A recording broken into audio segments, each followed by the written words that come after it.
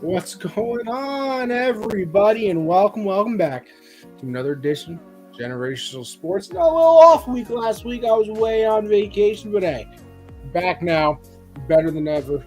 And we're here to live the dream. We're here to talk about some sports. But before we can do that, there's always one thing I have to know before I start the show.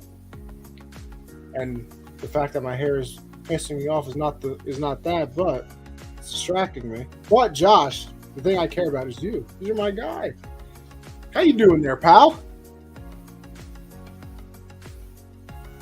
I'm doing good, but it seems like my Wi-Fi is not, so we may have that problem once again. But other than that, actually, it was kind of annoying. I stepped on a nail, and That's so always the fun. bottom of my heel is hurting very badly. Not fun. Those are not the things you like to see. Those are certainly not. Yeah, That's it's certainly not. very what you annoying. want. But hey, you know what? How are you doing? As long as you're not, what's it called here? What's that thing? Don't get tetanus. Don't get tetanus. But listen, for me, I'm doing all right. Hey, I said don't get. Oh, Josh, I'm here. You might be having some struggles, but it's all right. I'm all right though. Like I said, we took a little off week last week. Was on a little vacation. It was down at the condo. It was Josh trying to get his stuff working again. But hey, you know what? This is the beauty of doing live programming. Down at the condo, I was doing well. Played a lot of golf. Playing hold on, I think I played about 4 rounds of golf. Felt good. Made a little adjustment with the driver. Because I have a mean slice. I'm a lefty, believe it or not. I do everything right-handed. I'm a righty, technically. But I golf left-handed. I bat left-handed if I played baseball. So I have a little bit of a slice. But we got that figured out. The short game's always there. So I played a lot of golf. Had some nice meals down there. But overall, the condo was a smashing success, if I was to say so myself. And had a wonderful time down there. But back to reality now. Hey, just thinking about it. Renegades start up the 7th. So this show will not be affected because they always have Mondays off in the minor leagues. They always have the Mondays off. I guess that must be their travel day. I think they leave Sundays and then they come back Monday. They have that day off and they play Tuesday through Sunday. So this show will not be affected by that. The Renegades start on the 7th, so I'm very excited for that. Starting another job with one of my boys on the 10th. And listen, we got opening day as we welcome Josh back to the program. We getting everything figured out there, boss? I hope so. Am I on time now? Am I not Oh yeah, now no delay now. 5 minutes after? At least I don't think there's a delay. I don't know. But I was just talking, Josh. I was letting people know the condo was a success. Made some changes to the golf game. I was hitting the driver like an absolute stud. The last time I played, which is what I always really struggled with. I got the mean slice. I got the Renegades starting up the 7th, which, like I said, won't affect this show, Josh. But back to work for the kid, and exciting week though, because it's opening week for MLB. It is opening week. Games start on the 30th, and your boys go on a Yankee opening day. I will be in the stadium opening day. Very excited about that. My brother and his girl will be there as well. We're all heading down. Nice 1 o'clock game. Hopefully, see Judge get his MVP award. Get to clap for everybody as they get introduced on the field and all that. Got Anthony Volpe, our stud prospect, made the opening day roster. I'm very excited. Angie, what is going on? But that is what I will be up to this week. And hey, how about we get into everything, even if Josh is a little bit lagging here. NBA awards, huh? Josh, we're starting off with the NBA awards. Give me a rundown of your awards because, listen, you pay attention to the NBA much closer than I have this year. We know that. Both of us know for sure. And I'm probably going to piggyback a lot of the answers off you because, listen, I trust you. I trust the guy here. I know you're a smart man paying attention to everything. Let me hear your NBA awards, and I'll see if I disagree with any, honestly. Yeah, last show we did talk about the MVP a bit, and I'm sticking with who I picked. I'm sticking with Joel Embiid.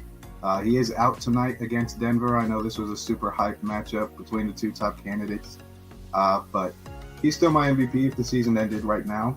33 and 10 and 4. I mean, leading the league in scoring. 1.7 blocks a game and a steal, so he's doing it on the defensive end too. And the Sixers have been very good as of late. Defensive Player of the Year, I'm going with Jaren Jackson. I think this is a closer race than most people think. But Brook Lopez, I mean, it's a whole nother conversation of how amazing his career has turned around since joining Milwaukee. I mean, in Brooklyn, or back then New Jersey, he was just a back to the basket, post you up and score, and was not a good defender. Now he's an elite defender, averaging 2.5 blocks a game, protecting the rim, and he shoots threes like very well. So he would be my close second, but I think Jaren Jackson, 3 blocks a game. He's very good when he gets switched out on the perimeter too. He's the anchor of that Memphis defense, so I give it to him. Most improved player, I think there's a chance Shai's going to win it. But for me personally, most improved player is kind of it's turned into something a little bit different. Like, I think most improved players should go to a player where, like when Giannis made his jump, like no one really saw it coming too much. We're all like, wow. When James Harden took it, like when guys like that do it, I think that's what it should be. So I'm going with Lauri Markkanen. He went from 15 and 5 to 25 and 8, all-star player. Okay. Those are the type of jumps I think most improved should be. He improved his shooting splits from 44 to 50 on field goals and from 35 to 40 from 3. So, and the Jazz, I mean, early in the season, the Jazz were very good when they weren't supposed to be, and that's mainly due to Lauri Markkanen. So I think he should get it. I could see Shai getting it because he did go from, very good player to, he's probably going to finish top 5 in MVP voting. But I think Lowry should get it because his jump is just kind of more impressive. Rookie of the Year, I think Jalen Williams on the Thunder is making a great push to it. I would love to say he's going to win Rookie of the Year, but Paolo has just been, he's 26 and 3 all season for the Magic. He's been asked to do more for the Magic because he doesn't have a guy like Shai on his team to really lead the charge. So he's been asked to do a lot more, but I think he's going to wind up winning it. But J-Dub is very close second. And Coach of the Year has to be Mike Brown in Sacramento. Haven't made the playoffs since 2006. They can clinch it tonight, light the beam, and he's just done a great job with that team.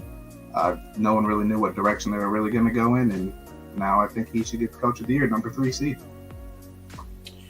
I think the only one, you know what, I'll just stick to my guns with the fact that I could see Jokic, win that third straight MVP. I mean, we talked about it, and I'm not saying that you're doing it, but and I think we both, like I said, talked about that. We kind of hate that whole, he's won it, 2 years in a row. You can't give it to him a third year, Bob. Listen, if you deserve the MVP award, you deserve the MVP award.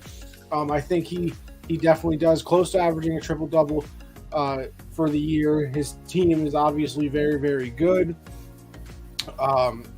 It's just he's just an unbelievable player. I mean, something out of a big man that they're clearly evolving into. But I think that he's really, setting the pace of what big men are going to be in the future. Obviously, you see people like Wembanyama coming out, but it's obviously a different player.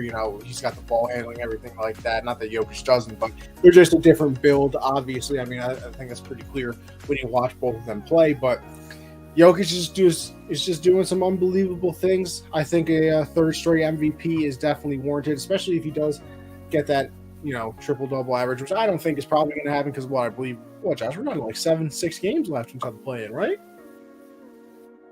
Something along those lines? Yep. All right, so. Yeah, very close. Very close. I think Thunder, 6 games left for the Thunder, so most teams are around there.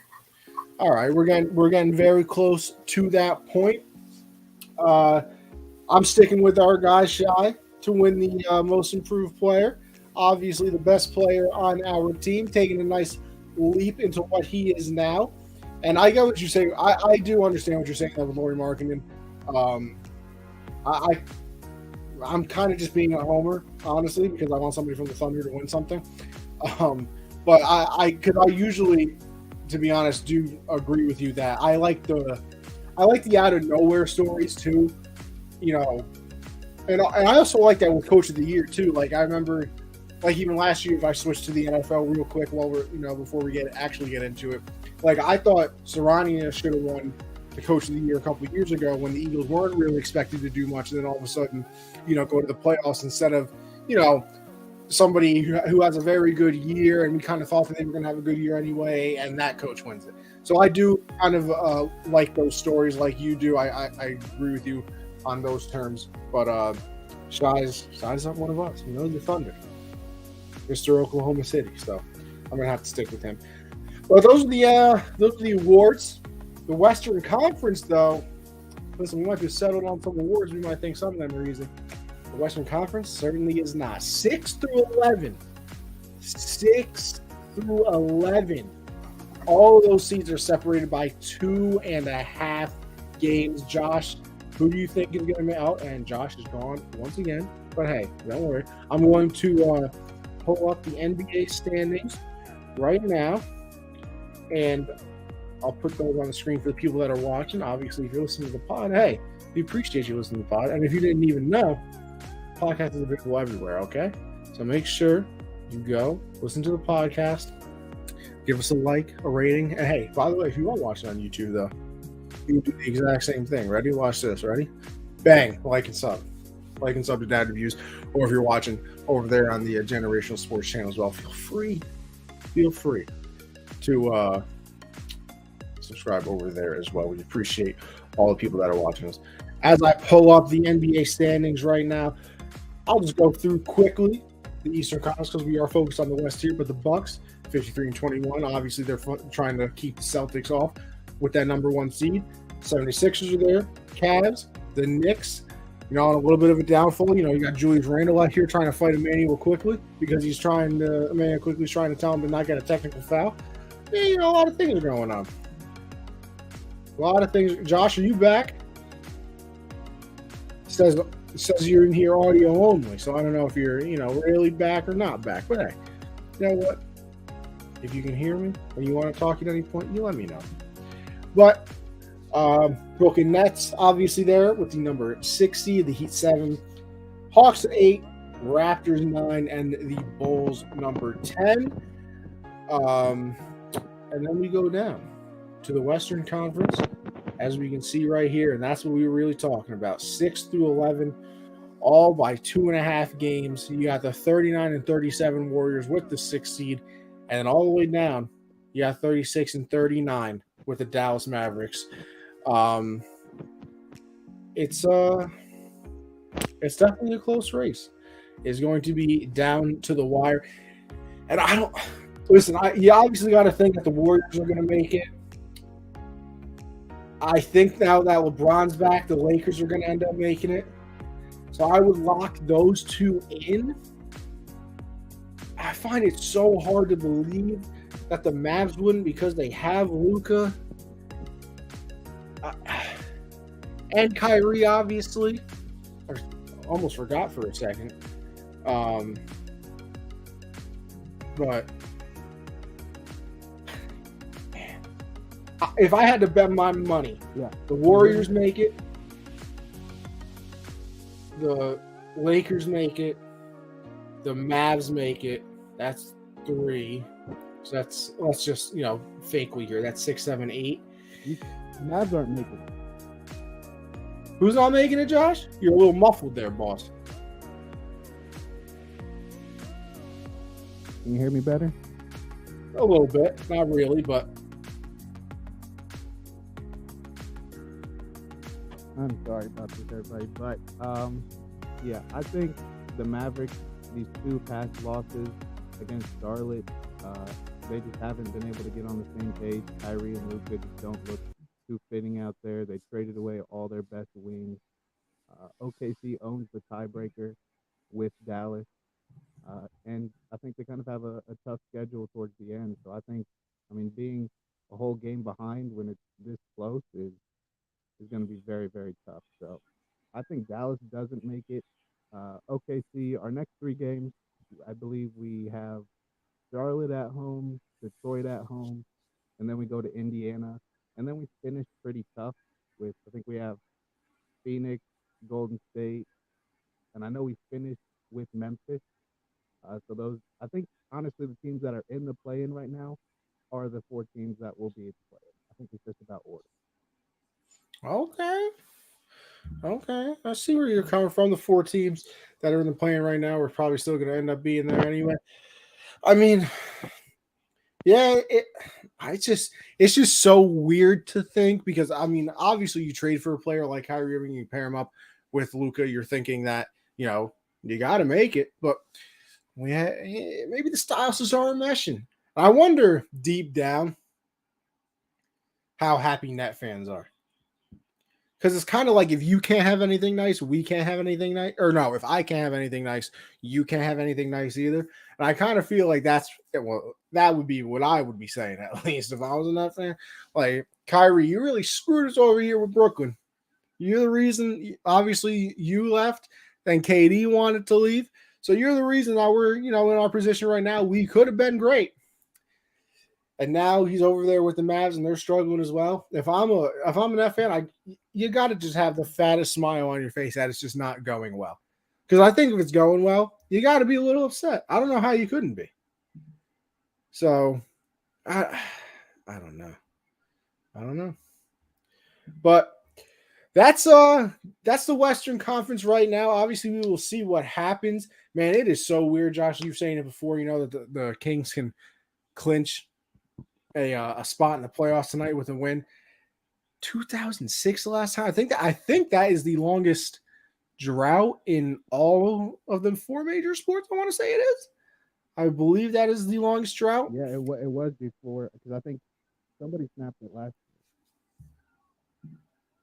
Yeah, because obviously the Bills have snapped it. I think the longest one right now in the NFL is the Jets. I think that was 2010. Somewhere around that, or maybe 2012, somewhere around that. I'm trying to think. Obviously, basketball is them. The MLB, yeah, because it might have been the Mariners before last year. I think the Mariners were like 99. And obviously, no, they couldn't have been 99 because they broke the record in 2001, I think it was. So even then, that's still longer than 06. So the Mariners broke it last year. Yeah, it's got to be the Kings. It has to be the Kings. But hey, they're going to break it now, and then maybe maybe it'll be the Jets. But hey, you never know. The Jets, a lot of news happening in the NFL right now.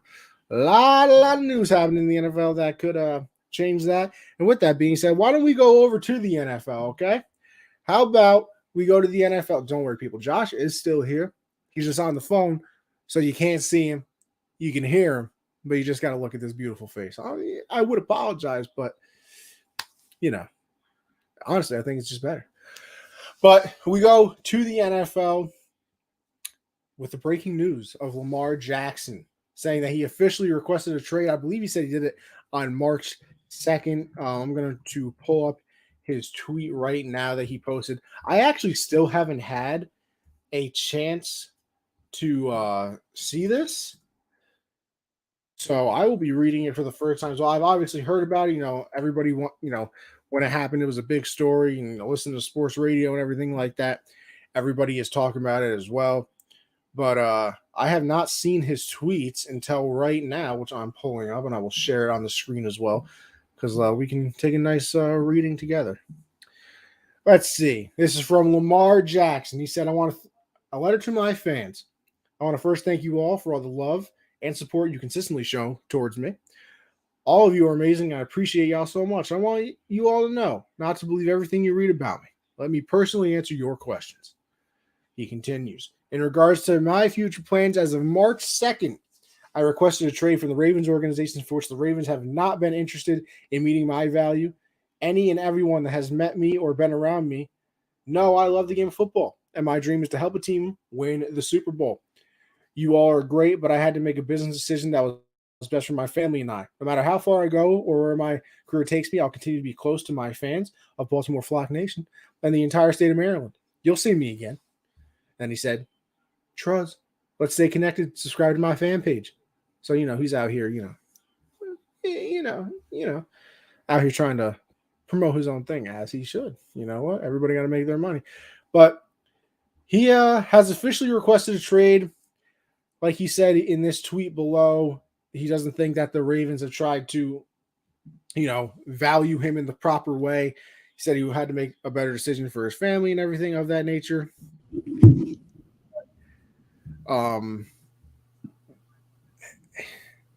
I just don't. Listen, I am not, and Josh knows this, I am not the biggest Lamar guy in the world, right?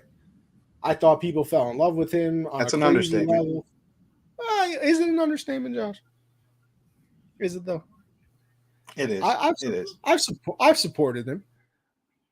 I've supported him. I'm just not, head over heels in love. But whatever.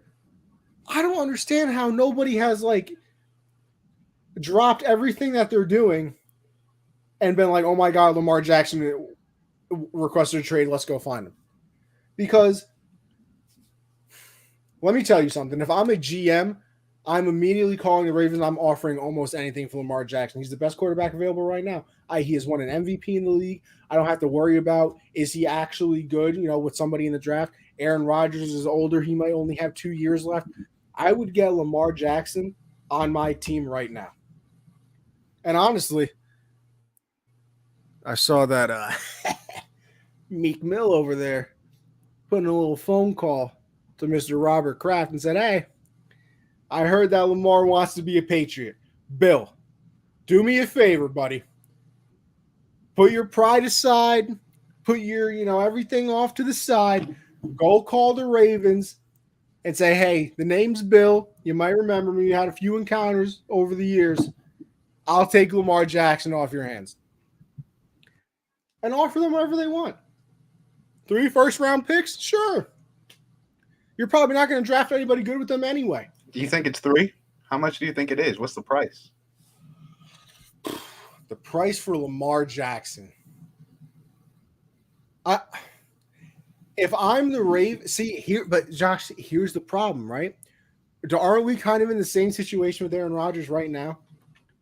Where it's like the Ravens probably want, let's say, 3 first-round draft picks.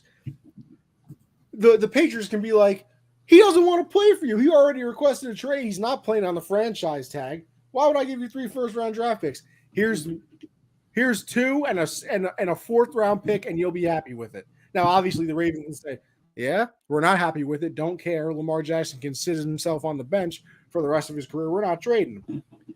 But then do you really want the disgruntled player on your team? It's just that back and forth thing that, I don't know who has the leverage. I don't know who has the power. But to me, I feel like it's in the player's hand, because if he really wants to, he can just say, screw it. I'm not doing it. So I think it would be in Lamar's hands, but it's just an interesting situation because it also not came out of nowhere, but I feel like nobody ever thought it was going to get to this point, right? Like Lamar wins that MVP whenever he's on the field. They're obviously usually very good. And you just kind of expected oh yeah, obviously they're going to get a deal done. And it kept, going on oh yeah, it's training camp and they don't have a deal done, but don't worry. By the time, the preseason starts, they're probably going to have a deal together, right? And then it doesn't get done there. And it's yeah, I know Lamar said at the beginning of the season was, the time he was cutting it off and didn't want to talk about contracts after that. But if they offer him something, he's obviously going to take it, isn't he? And then it didn't happen. And then it was just how did we get to this point? They put a non-exclusive franchise tag on him. I think that's when I looked at it and I was like, whoa, what's going on here? Mainly because obviously the exclusive franchise tag, it's a whole different thing. But the non-exclusive one, somebody can offer Lamar a contract and the Ravens either have to match it or I think the other team has to give up 2 first-round picks, something of that nature. As Josh is trying everything. Listen, if this doesn't show the dedication of Josh to this show, nothing will. This man's trying everything. to get back onto this program, and I appreciate Josh for what he is doing for the God. There we go, Josh. You're here. I can't see you, but you're here. Am I here? Am I? Oh yeah. I don't know what's going on, but whenever I try to turn on my camera, it just goes crazy. You know what, Josh? We love seeing you. You're a handsome man, I would even say. But as long as we can hear you, it's all right. And right now, you sound clear as day. Good. I'm sweating over here. You guys can't see it, but I am sweating. Don't sweat, Josh. Listen, this is a live program. Not everything goes right. You know what I mean? Yeah, that's why I don't want to get into television or anything. That's too much. It's too much right now. The Renegades, man, let me tell you, it can be a stressful environment sometimes. All of a sudden, the third base camera stops working or the center field camera stops working, and you're out there scrambling, trying to like, oh, God, I hope this next person doesn't get a hit because we don't have this camera and blah, blah. It can become a mess. It can be. Yeah. I understand why those people probably don't have hair and are probably taking down anti-anxiety meds like it's Tic Tac. Yeah, absolutely. Don't blame them one bit. But I was just going off on the Lamar thing. I was saying I feel like it's not a surprise now, but the situation kind of is, because I almost never thought it was going to get to this point. You know, Josh, like, oh, they don't have a deal at the start of training camp. Oh, it'll get done. Oh, they don't have a deal at the start of the preseason. Oh, don't worry, it'll get done. They don't have to start the regular season, and Lamar said that's the cutoff. Yeah, whatever. But I'm sure if they offer him a contract that he likes, he'll accept it. Still not done.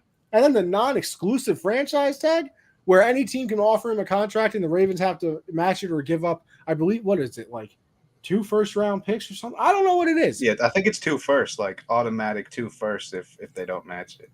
So, but I'm also just, I don't know what Lamar wants. I don't mean that in like a facetious way. Like, I literally don't know what he wants, because to be wanted. I think that's what he wants, is to be wanted. Well, but that's what I'm saying, though, because I think the Ravens still want him as their quarterback, obviously. But does he want a fully guaranteed contract like Deshaun Watson has? And is that the thing that, like, because you would have to think, Josh, how is no team interested? Like, how have we not immediately heard? Like, you would expect if let's just see. I would even think if Kyler Murray got the non-exclusive franchise tag, teams would have made a contract offer for him. I kind of think it's like after the Deshaun and Russell Wilson situations, like where teams were very openly in public, like, we want these guys, to see how Russ got all that money, gave up a lot of assets, didn't turn out immediately how you want. Deshaun's getting $233 guaranteed, or $230 guaranteed, and didn't look too great the games he played last year. I think teams are going to be very hesitant here on out to where when a star quarterback becomes available to just immediately be like, I want him. I'm shocked too that no one's after him, because I mean, this guy won an MVP just a couple of years ago. He's been the only reason really that the Ravens offense has any life since he's got there. So it is a little bit shocking. But Chris Ballard, the GM for the Colts, did say like that they're going to do their, they're going to not go after him is what he said. Due diligence, I believe, is what it were. Right. But I mean, then a little bit after that, Washington comes out and says they're sticking with Sam Howell and Jacoby Brissett. Like, why? What? You just sold the team. You're out of that mess. Go get you a franchise quarterback. Like, it is a very confusing situation. I wonder if it's twofold as well. Like, I wonder if some of it is he wants a fully guaranteed contract and teams don't want to do that because obviously it's football. If you get hurt and you have that much money guaranteed tied up in a quarterback, you're kind of screwed, honestly. And second, like, I was listening to the Raiders today and they might have made a good point. I'm curious what you think about it as well. Lamar gets hurt last year, right? And everybody was like, and he kept saying he was still hurt, and you kind of had some teammates come out and be like, oh, I think he could play. And then you also have people saying like he should play. You had the other people saying, no, he has to get his money. Like if he even has one thing hurt, he shouldn't play because then he could put the rest of his career in jeopardy. If he could, let's just live in the world where he could have played, right, Josh? Do you think that him sitting out hurt his value more than he thought it would? Because I think he sits out with the mindset of like, I cannot blow my knee out. Like my knee is injured. I cannot blow my knee out because then nobody's really giving me a contract. So I'm going to sit out. I'm going to be healthy till the end of the year. And then I'm sure somebody will want me at least. But do you think that like set, because he was hurt the year prior too. So do you think that last year of it's like, bro, you missed another 7 games and now you want a fully guaranteed contract, or you want, you know, 90% of the contract guaranteed? How am I supposed to give that to you if you're not even going to play, 17 games a season? I wish I could say no, but it's had a huge effect now. I mean, not only because Tyler Huntley, I mean, whether he is that talented or not, he No. made the Pro Bowl. Okay, No. so that's already a bad look that your backup went in there and did a lot of similar things as you. And Joke. I mean, yeah, having back-to-back injuries, not great. I don't blame him for sitting out though. I mean, you got to protect the money, you got to protect the generational wealth, and if he does go out there and play with the way he plays, it's one hit. I mean, for a guy think about like what happened with Kyler. It wasn't even a hit. He was just making a juke move. With these athletic guys out there, and how you never know how field conditions are apparently now, because they want to do so much stuff to the turf and to the grass all the time that it's just impossible to know what's going to happen next. So, I mean, I think it was still the right move to sit out, but unfortunately it has kind of had this effect where it's like, well, that's back-to-back years of injuries. The team, still made the playoffs without him. So now it kind of is hurting a little bit. And I mean, it's Cleveland's fault, really. Cleveland giving Deshaun 230 guaranteed is going to have repercussions. It's like for the Timberwolves with Rudy Gobert. Yeah, it's 5 first now for a star player, and now it's 200 guaranteed at least, like a starting point. So Lamar's going to get his money, because there's just no way a team like the Colts can just sit there, or the Patriots. There's no way you can sit there and see this guy available and not, especially because like what you said earlier, the Ravens don't have a ton of leverage. It's not, they don't got anything. He wants out. He's not going to play. He's not playing for them. So they don't have a ton of leverage. It's just a wasted asset. Yeah, I mean, he's just not going to play. So they're going to have to take what they can get. It's still going to be multiple firsts, maybe a good player. Like, it's still going to be an okay package because it is Lamar. But it's going to be very interesting to see how this goes forward, especially because, I mean, he said, March 2nd is when he requested the trade? Yeah. And nothing has came out, and that's, mostly due to him representing himself, no agent to put that out there and spread it around. Mom. Yeah, so it's going to be very interesting, but I'm just still so shocked that Washington was quickly out, like just quickly. I'm shocked that all these teams are out. I mean, like, I mean, the Patriots, I kind of live in the fantasy world where they would actually do something relevant because it just never happens. But the Commanders, why? Why would you automatically be out? The Jets, Joe Douglas came out today and said it would be in bad faith or something to negotiate because like of all the things happening with the Packers. What do you mean in bad faith? You're the GM of a team and there's a player available. So what happens if you don't get Rodgers and then all of a sudden somebody else like the Colts swoops in and gets Lamar? Because the Packers are going to play hardball and they're like, oh, well, look, now Rodgers. To me, this almost gives the Packers leverage. Mm-hmm. Because if Lamar gets traded somewhere else, because even if you missed out on Rodgers, you could have kind of thought of Lamar in the background, right? If you're the Jets or a Jet fan. If Lamar gets traded somehow to the Colts, right? Let's just live in this world. Now the Packers actually do have leverage because I think the Packers have zero right now. Zero. You're going to pay Aaron Rodgers $60 million to stand on the bench and let Jordan Love play? No, he has to be a starter. And your GM already came out and said if everything goes wrong, Rodgers will be our starter for the upcoming season. But if another team gets Lamar, then the Packers can call the Jets and be like, you're really telling me you guys hyped up having a quarterback for your fans the whole year, and you're going to start opening day with Zach Wilson again? And then they could just hang up the phone and wait for the Jets to come crawling back and be like, no. Please. Zach Wilson's the only quarterback on their roster, and they said he was number 2 on the depth chart today. Like if Lamar gets traded somewhere, the Jets, now the Packers have leverage. The Jets kind of get screwed. Maybe that's why they're waiting. Maybe that's why all this delay has been happening. I mean, it's weird. I mean, listen, there's been people saying that the Rodgers thing could go all the way to the first week of the season because he doesn't have a roster bonus. Usually that's why trades have to get decided, right? Like if you're on the roster, whatever it is, let's just say, March 30th, then you're owed $40 million. So the team has to trade you before then because they don't want $40 million on their books. But Rodgers doesn't have that. It's when the season starts.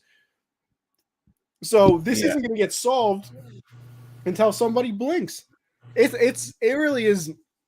It's a fascinating thing going on right now. It really is. It's stupid.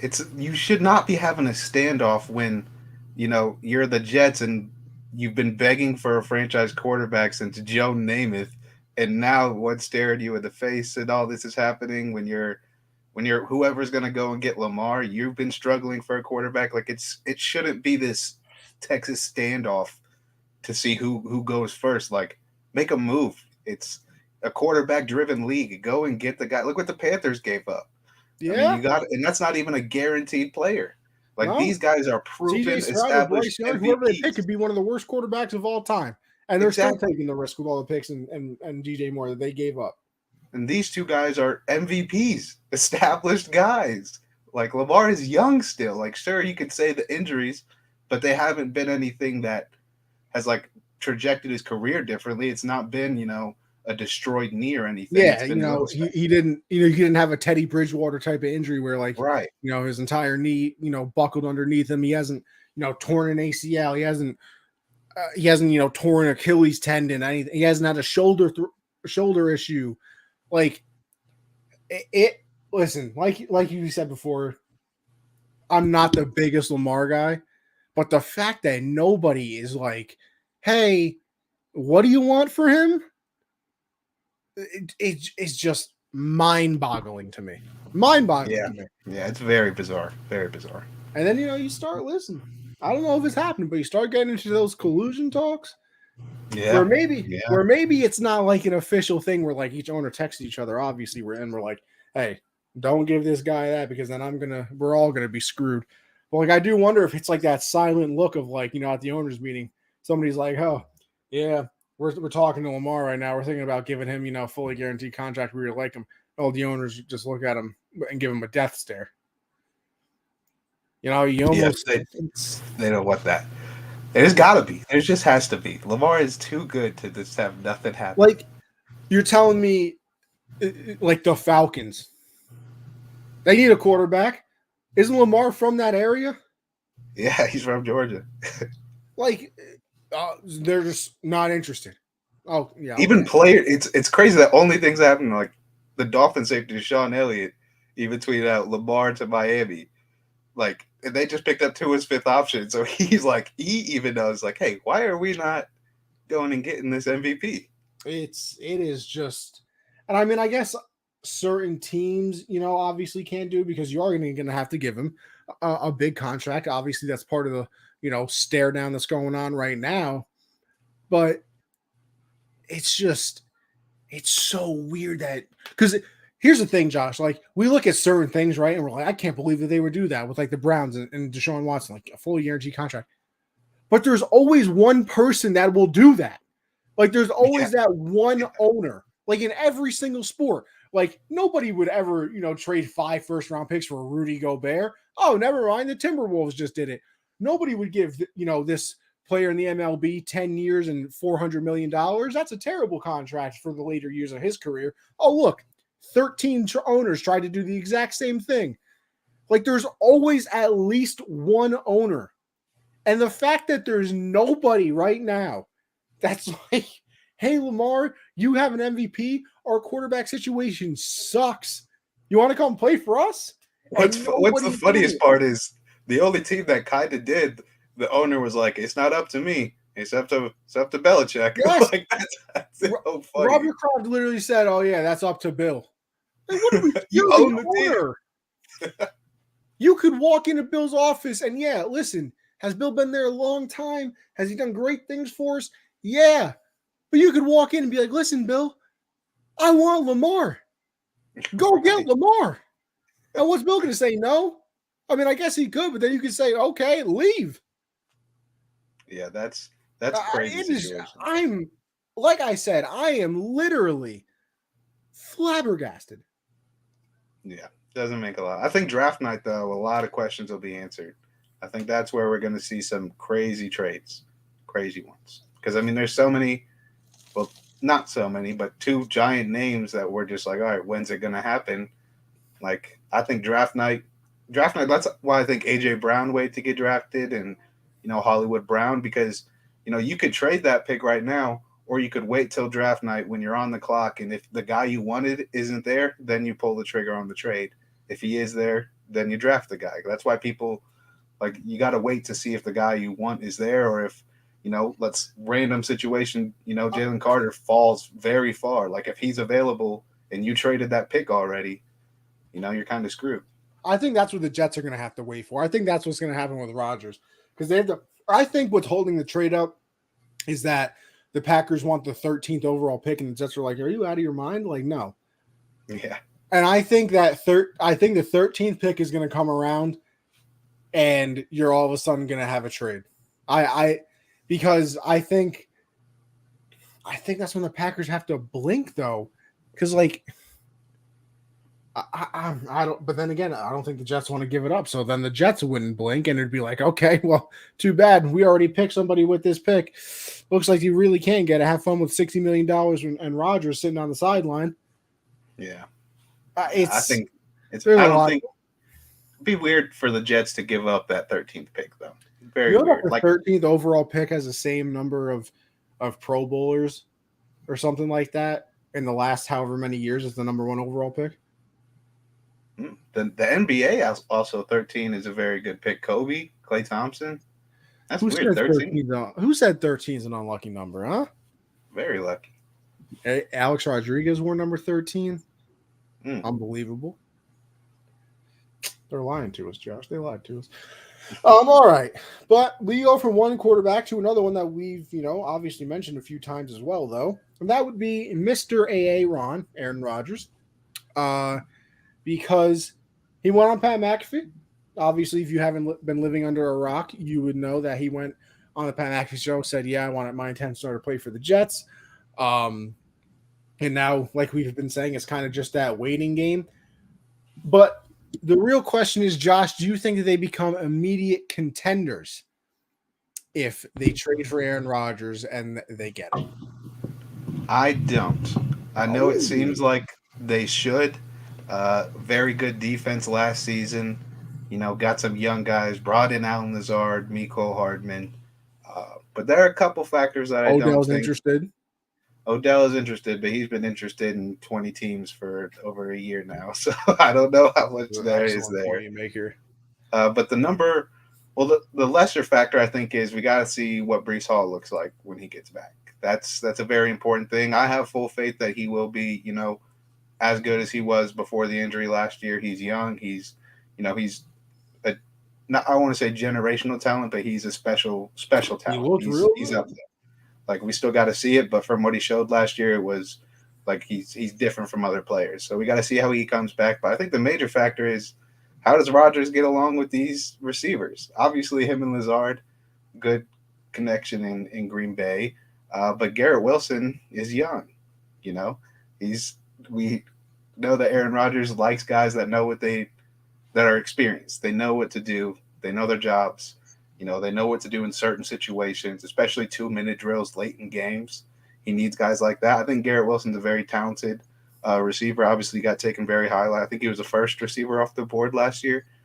So I think he will build that connection, but I just can't call them immediate contenders like right away.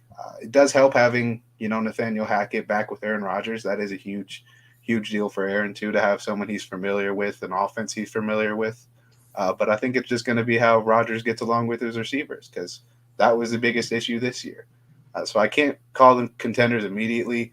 especially because they got to play Josh Allen twice a year. Hmm. Miami twice a year. That's going to be a factor for this now too, bigger than it was last year. So I can't call them it immediately, but they're definitely. I mean, I think they'll be a playoff team for sure.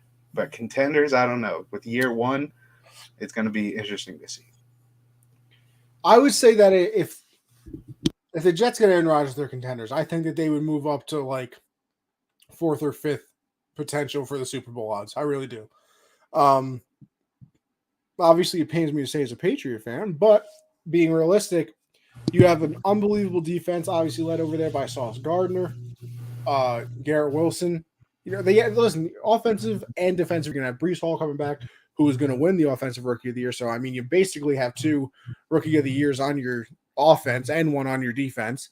And I say this, and I mean it every time I say it, and I feel like people probably think I'm exaggerating. If the Jets had the 31st worst quarterback in the league last year instead of the 32nd, they would have made the playoffs. And Aaron Rodgers is obviously much better than 31st. They are absolutely Super Bowl contenders if they trade for Aaron Rodgers. Now, it has to happen, obviously. We just ran through a bunch of different scenarios of what happens if this and that and this and that.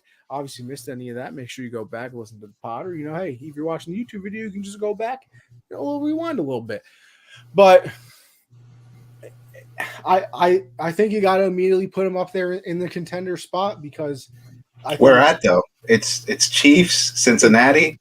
Chiefs, Cincinnati. I'll still throw the Eagles there. They have lost some pieces, but I'll throw the Eagles in there still. Buffalo. D-Hop's most likely going to Buffalo too. I got to see where if D-Hop goes to Buffalo, then he is they're above the Jets. Would you put the Jets above Buffalo right now? If they get Rodgers, I would think about it. Really? I think the Jets defense is better than the Bills. I mean, listen, they lost Terrell Edmonds. I just really like the Jets defense. And like I said, the Jets defense, I'm trying to think. Just think about it though, Josh. With an actual quarterback or with a terrible quarterback, what they win? 7 games last year the Jets did? Yeah. I believe they went 7-10. They should have beat the Patriots twice. They lost 1 game on a punt return with 0 seconds left in a 0-0 game. 0-0 game. The other one, they were winning. They were about to be winning going into halftime. Zach Wilson throws a pick 6, changes the whole momentum of the game. That Patriots ended up winning that one too. So that's 2 wins right there. That brings you to 9-8 immediately. And I mean, I'm sure that there's other games. The Jaguar game that they played late in the year against. And also, I mean, even the games that weren't winnable, you are right. If they have just a half decent quarterback in there, the game's completely different. And because you also got to think about it, other teams' defenses are probably looking at the Jets and like, oh, thank God we're playing the Jets. We can really get after them because Zach Wilson's a quarterback. Now, if you have Aaron Rodgers as the quarterback, obviously you go into that game, it's like, I'm a little nervous now. Not gonna lie. But don't you think that also because I think it's the same kind of way for the defense. Teams were like, it's the Jets. We don't gotta go all crazy. But now if the Jets are Aaron Rodgers led team, teams might go a little bit. I'm not saying teams don't go hard because it's the NFL and you only get 17 games, but maybe a little bit different now that it's the Jets, it's New York, it's Rodgers. Teams want that game more. That's valid, but I also think defense. I don't know. I just feel like defense is different. The offense can really attack a defense if they know it's not good. But I feel like it's hard to go into a game against a good defense and not know it. You know what I mean? Did they lose anybody? I don't think so. A lot of their players are young. I mean, Sauce is young. I'm pretty sure both of their safeties are. The corner on the opposite side of Sauce I think got drafted in the same draft of the year before. Bryce Hall, is that his name? The other corner? Yeah, something. I don't know. Something. Jermaine Johnson, they also drafted. TJ Mosley's a vet in the. Yeah. I mean, I don't know. I guess I haven't really, you say it often about their defense, how good it was, but I don't know. I just don't trust the Jets to just, you get a good quarterback. Listen, I don't really blame you either. It's the Jets. Why would you trust them? Right, right, What have they done to give you trust in the last? I mean, damn, 10 years. right. Because I don't remember the last time they made the playoffs. I can't remember if it was 2010 or like 2012, something of that nature. I don't remember. If they're But able to keep this 13th pick and they make a smart move with it, maybe add to that defense even more and get Rodgers still, I might use the word contender. But it's yeah, tough with the because the contender, I mean, I if got to believe you you can beat Kansas listen, City. all I'm saying is if you get Rodgers, you have Garrett Wilson, they sign Odell, McCole Hardman's there, Brees Hall comes back, and that 13th overall pick is even just a decent player, that's a contending team. There's no way. No way it's not. Contenders, I got to believe you can beat Kansas City. That's like the line as are you a contender? I believe Philly can. I believe they can. They didn't get it done in the Super Bowl. Yeah. Cincinnati's proven it. Yeah. Buffalo has shown they can do it. Yeah. Those are the only three teams I can put as contenders with the Chiefs. It's the Jets maybe, but I don't know. I have to see how that offense works because last year So you don't think I might the have put Niners are Denver in that contenders either? conversation preseason. Huh? You think the Niners are contenders? No. Really? Wow. No quarterback. Brock Purdy, baby. No, it's Sam Darnold now, but still. All right, let's be real here, Josh. No, Sam Darnold was a nice pickup, low key. No, he's not. Are you kidding me? He was doing okay for us. He's the Now third him and Kyle string. Shanahan. Third Him and string. Kyle Shanahan. That's where a quarterback can be the best player they are ever supposed to I be. think I could play Kyle quarterback Shanahan. for Kyle Shanahan. He's going to be number 3 overall pick talent. It's going to be nice to see. Panthers legend. Well, I mean, I guess I'll give it to you. Josh, how about we do this? Because I see you got winners and losers of free agency here and predicting where the drafts, who's going to draft wide receivers. How about we wait until next week when everything's all fixed up? Because I kind of want to do something baseball related here, Josh. Okay. Because I think we should have a little fun here, Josh, and take a look at some bets, some potential here. Oh, I like it. Okay, you like that? Okay. Now, Josh, I got a question for you. Do you want what I think is going to happen, or do you want some value? Both. Both? Okay. Now, listen, I know it's the easy thing to do, but the Astros are plus 600. And listen, I followed baseball in the offseason too, so I do know some moves. Plus 600 is good value, and I think the Astros are going to win it. Like, they picked up Jose Abreu. Jeremy Pena became an absolute star in the playoffs last year. Altuve is out the first 2 months because he broke his thumb, I believe, in the WBC. But hey, well, it's okay. It's 285 games, so he's got time. 285. He says. Josh, did you hear me before though that I'm going to opening day? I did. That's awesome, dude. I'm so excited, and I also just bought tickets to another game on April 20th. Josh, section 113, right? It's like the wall here, like down the first base line, a section here, and then like one behind it. $100 Really? for Yankee Stadium. You don't understand, Josh. That is incredible. That is crazy. For Yankee Stadium, I thought that ticket was $400. I zoomed in, I saw 100. I said, "Bro, no way." That's crazy. That is crazy. All right, but if I listen, Astros is a great bet. Value here though, I'm not gonna lie, I am staring plus 1,800 for the Phillies. Yeah. I mean, they got two absolute aces in Zach Wheeler, and of course I say this now, I forget his name. Zach Wheeler and I can't help you here. I know you can't help me, but it's gonna annoy the hell out of me now. Whatever. But they have two aces on that team. Bryce Harper, obviously. They signed Trey Turner in the offseason. They got Kyle Schwarber there. They got JT Realmuto there. I mean, that is a stacked lineup. Now, Rhys Hoskins is going to be out for the year. He did tear an ACL, which is tough, obviously. But plus 1,800 for the Phillies. I like that a lot. Let's go over to the division winners. I'm going to be real. Yanks sitting here at plus 130. I might put a bet on that right now. Because, I mean, listen, are we a little banged up right now? Absolutely. You know, we got 3 of our 5 starting pitchers are going to start the year on the IL. Not exactly what you want. Not exactly what you want. But, hey, I think we'll be all right. because we got Anthony Volpe made the opening day roster, our number one prospect. We're finally letting the kids play. Unbelievable. Very happy to see that. I'm gonna be real here. I don't understand why the Orioles are 2,500 and the Red Sox are 1,500. I think the Red Sox are worse than the Orioles, but hey, I don't think either one of them win the division. But whatever. Maybe regular season wins for the Orioles. That might be low then. Listen, don't you worry. We're going to go to regular season wins next, Josh.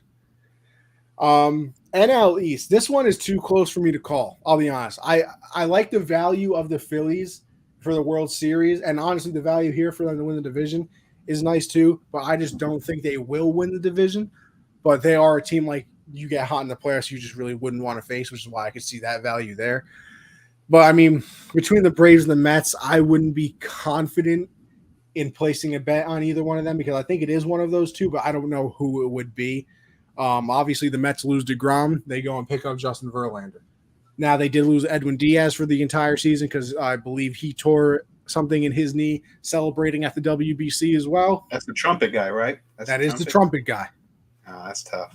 That is the trumpet guy. So no fun trumpets this year. Unless you're playing MLB The Show. Can't have anything nice anymore. Just can't. You really can't. But I wouldn't be I'm not too confident in a bet on either one of them because I don't know who it's going to be. The West. Listen, the Dodgers are always going to be the favorite in the West. I think I'm going to pick the Padres. I think I'm going to pick the Padres plus 120 here. I mean, now, if you pick the Dodgers, obviously, it's not bad. It might as well happen. But I mean, the Padres are going to have Tatis coming back. They signed Xander Bogaerts. Manny Machado's there. They got a full year of Juan Soto. I mean, that is a very, very good baseball team. So I would pick the Padres here. I think the Padres are the only team that I really won money off consistently last year. Okay. Machado saved me a lot of late games. A lot of late games. The Cardinals, I do agree with that. The Central is very bad. Go Cubs, go. The Central is very bad. It's not very good. Dansby Swanson's in town. What do you mean? This is true. That's true. The Central for the AL side, I'd probably go with the Guardians again. They're a young team. They played very well last year. They just, that's a year of experience. They're probably going to be even better this year. So I would stick with them there. AL West. You got to go with the Astros until somebody knocks off the Astros. It's just like, how do you not bet with them? I mean, as much as I absolutely despise it. Regular season wins. New York Yankees 93.5. I'd take the over. They won 99 last year. Yeah, but I'm worried about that because last year they were like 104.5, and you told me take that one. No. That was the Blue Jays. It was the Blue Jays? That was the Blue Jays, and I was terribly disappointed in them. Listen, Josh, I bet that bet myself, so don't think I'm just out here, giving people ideas. False information. And then I'm not spending the money myself. I bet on them and was terribly disappointed. Yeah, it was tough. Yankees, I would take the over. Giants, that's a very good number. I just don't know what they're going to be this year. I would lean the under, though. I don't think they're going to be very good. Nationals, they're awful, but 59.5 is so low. Like, that is so They're so bad now, right? Like, no, but they are absolutely awful. But that is a low number. Yeah, that is just very low. So I just wouldn't feel confident on either one because, it's so low, but they're also so bad that, it's possible, but I just don't know.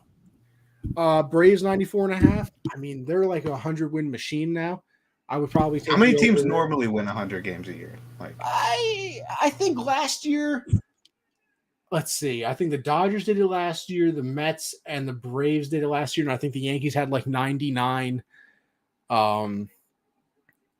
So off the top of my head, I know at least 3 did, and like I said, the Yankees were 1 game off of it, so somewhere around there. I would probably take the Brave over on this 94.5. This one right here, Josh. The Orioles 76.5. Listen, maybe it's because my boy that I play a lot of the show with, a lot of COD with, he's a big Oriole fan. Shout out, John. I would take the over. 76.5 is almost a little disrespectful to me. They're going to have a full year of their number one prospect, catcher Adley Rutschman, that they brought up last year. They're going to have a full season, I would believe, of Gunnar Henderson, their shortstop prospect that they're going to bring up. They have a pitching prospect who's number 12 overall in the MLB that they're probably going to bring up at the end of May. I think they're going to be a pretty solid team. I feel like 76.5 is almost a little disrespectful. I would take the over. I mean, if Washington's at 59.5, it's only like a 17-game difference. They're saying that between the Orioles and Washington. And didn't Orioles last year Orioles the almost first made time the in a playoffs while? last year. They got really hot. They got close, and then they kind of tailed off towards the end of the year, but they almost did it. Yeah, I like so that. I would smash the over on that. Red Sox at 78.5. That's another one where I literally have no idea. Like, I don't think they're going to be very good this year, but I'm not confident enough to say I would take the under on it. You know what I mean? I don't know. Cubs, I'm not sure about that one either. I know they have Swanson now, but I don't know about their pitching staff. I watched a lot of Cubs games. We'll listen to a lot of them, mostly on the radio, and it's just always like we're good through 6 innings, and then we just have no closers. Well, and they also lost their catcher because he went over to the Cardinals. Yeah, Contreras gone. I mean, I don't know. That's another one I'd stay away from. The Brewers, that's like a perfect number, 85.5. I hate the fact that they're so good at this. I know, it's so annoying. It's God, like really? Like if I had to pick the Brewers, I'd pick like 84, 86 wins. Betting my money, I'd go under. Tigers, they're awful. I'd probably say under 69.5. Like they're very bad. Very bad. Rays, they're always competitive, but that's a perfect number too. I'd stay away from them. Rangers, they did pick up DeGrom and Evaldi. They have another year of Simeon and what's his name? Seager. I still pick the under on 82.5. I feel like they're trying to get the hype of like, look, they have DeGrom now and like some other pitchers. I feel like they're trying to build on that hype. I would say no. Phillies, 88.5. I mean, listen, it's plus odds, 105, not much. So I think I would take it because it is. They made a World Series run, so having them hit 90 wins, I mean, at plus 105 is something worth spreading a little bit. And I think they got a lot better.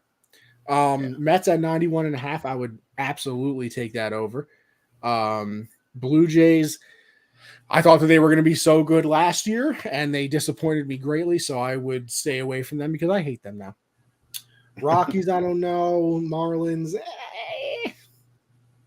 Pirates, I would take the under 68.5. Yeah, that's a lot. They suck. I mean, they are just bad. And they're probably going to end up trading Brian Reynolds at some point in the year, who's one of their better players. I know they have O'Neal Cruz, but I mean, listen, Mike Trout and Ohtani are on the Angels, and they still suck. So O'Neal Cruz can't, backpack one team. I would take the under there. Twins, that's a perfect number. I hate them for that. The Reds, they're bad too, but 65.5 is very low. Very low. I think I'd take the over. I think. Cardinals, 88.5, perfect. Padres, 93.5. I'd probably stay away because I don't know. Royals, 69, staying away. Astros, 95.5. I'd take the over. Like I said, until they prove me wrong, I would just do it. A's, 60.5. I low-key might have to take the under. I know it was minus 130, and you could get value at plus 110 for the over. They're very bad. They're not a good team. They're awful. Moneyball year For the last 3 years now. The Angels at 82.5. But are they going to actually do something? That's what I'm saying. I mean, I think they signed. Is Noah Syndergaard on the Angels now? And they have Ohtani, obviously Trout, and maybe if Anthony Rendon will actually stay healthy for a year. Listen, I'm sorry. I'd still pick the under, bro. Really? As much as I love them, I genuinely do want the Angels to be good because I just want Mike Trout and Ohtani to be in the playoffs. You know how much people would actually talk about baseball if that could actually happen? They were just talking about it nonstop because of those two. I At the mean, Jesus. WBC. Diamondbacks, I have no idea. Guardians, 86.5. That's a perfect number, honestly. Mariners, 87.5. I'd think about the over there. Dodgers, 95.5. That's a good number too. I'd probably stay away. And then how about real quick? Let's see. We got what's regular season wins band? Oh, look at that! You can do that. That's kind of nice. That's based to you. 92 to 97 plus 245. Wow, I would hit the Yankees 98 to 103 plus 390. Kind of like that. Let's see. Do we have Those bets, those bands? I bet those. That's some sweating at the end of the season. No, it has to be. You're at 96 with 3 games left, and you bet 92 to 97. Like, let's look at the players' futures. Do we have awards? No awards here. If home runs, hit totals. Wow, no awards, huh? That is weird, especially this close. Huh. I thought for sure Aaron Judge over 45.5 home runs. I think I'd take that over, though. Let me tell you. But yeah, listen, I just want to throw some baseball in there. All the people that don't like it, sorry, that's my sport, bro. But listen, I think that'll do it for this episode. Obviously, we appreciate everybody that stuck by. Josh had a little difficulties, but hey, we can hear the voice, and that's all that we need. It is technically a podcast, at the end of the day. So with that being said, Josh, where can they find you? And then I'll let them know, and then we're out. Yeah, I apologize for the technical difficulties. I do believe I've figured it out, though. So next week you should see my beautiful face again through the whole show. But yeah, tune in next Monday. We'll be joined by Monique to talk about some UFC 287 and some other upcoming fights as well. And make sure you head on over to Underdog. Use code GenZ. Double your first deposit up to $100. Also follow them on Twitter. They're always doing some merch giveaways and some bonus bets giveaways or bonus plays giveaways. Tune in Monday, 7 Eastern. As for me, Anthony Conover _ on Twitter. You can find everything I'm doing over there. Make sure you go and check it out. Gen Z Sports on Twitter as well. You can check out the show. And listen, I appreciate everybody for tuning in. And like Josh said, we will see you next Monday. All right. Until then, you have a good one.